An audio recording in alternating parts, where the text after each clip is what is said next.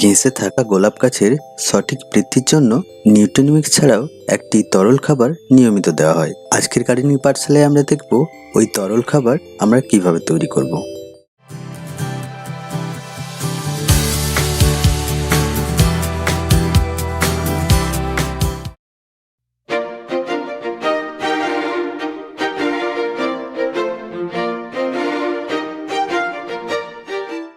গোলাপ গাছের জন্য বিশেষ উপকারী এই তরল খাবারটি আমরা কিভাবে বানাবো?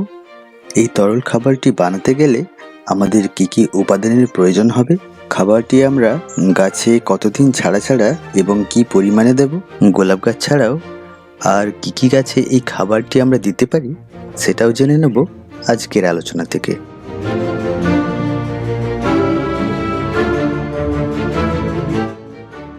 এছাড়াও এই খাবারটি গাছে দেবার সঠিক নিয়ম কি, এই সমস্ত ব্যাপারগুলোই জেনে নেব আজকের আলোচনা থেকে।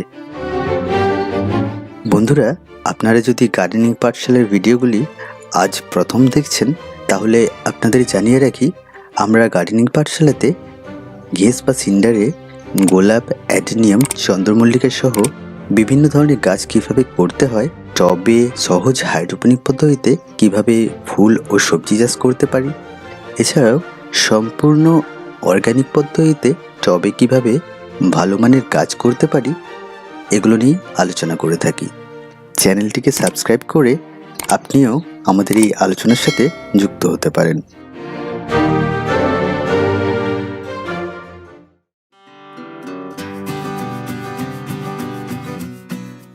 প্রথম যে উপাদানটা আমরা নেব সেটা হলো স্টার্চ, অর্থাৎ ভাতের মাড়।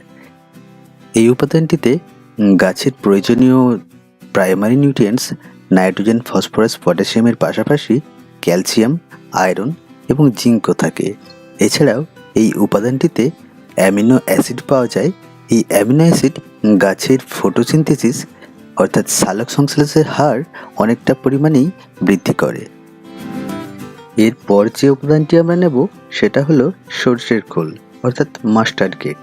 এই সরষের খোলে গাছের প্রয়োজনীয় প্রাথমিক খাদ্যমৌলের পাশাপাশি বিভিন্ন ধরনের মাইক্রোনিউট্রিয়েন্টসও থাকে। এছাড়াও সরষের খোল গাছের রোগ প্রতিরোধেও সাহায্য করে। গোলাপ ছাড়াও মৌসুমি ফুল ও সবজির ক্ষেত্রে এই তরল খাবারটি আমরা ব্যবহার করতে পারি। এছাড়াও টবে যেসব বহুবর্ষজীবী গাছ আমরা করে থাকি সেই সব গাছের ক্ষেত্রেও এই খাবারটি ব্যবহার করা যায়।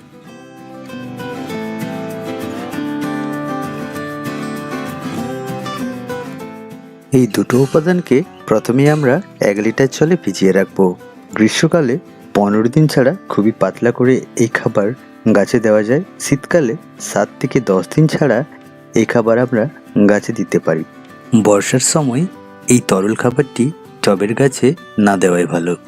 2 দিন পর অর্থাৎ 3 দিনের দিনে 15 গ্রাম ডিএপি আমরা ওই তরলটির সাথে মিশিয়ে দেব। এরপর পাত্রটিকে ঢাকা দিয়ে আরও 1 দিনের জন্য রেখে দেব।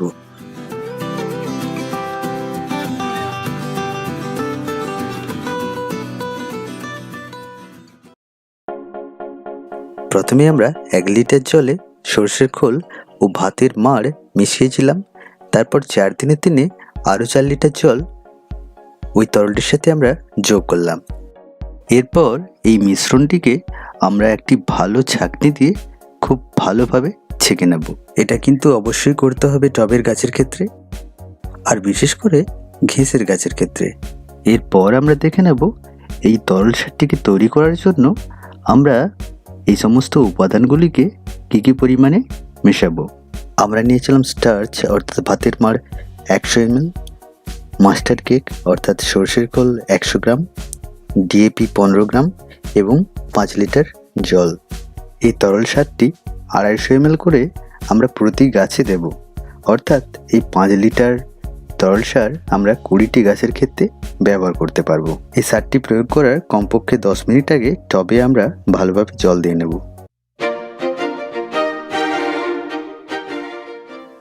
সারটি গাছের গোড়া থেকে কিছুটা দূরে প্রয়োগ করতে হবে এবং প্রয়োগ করার সময় লক্ষ্য রাখতে হবে গোলাপের বেসাল শুটস এবং পাতায় তরলটি যেন সরাসরি না লাগে। এই খাবারগুলো গাছে দিতে থাকুন আর গাছের পেস্ট কন্ট্রোল করতে থাকুন, গাছ সুন্দরভাবে বেড়ে উঠবে। ভিডিওটি ভালো লেগে থাকলে অবশ্যই লাইক করুন। আজ এই পর্যন্তই, আবার দেখা হবে আগামী ভিডিওতে।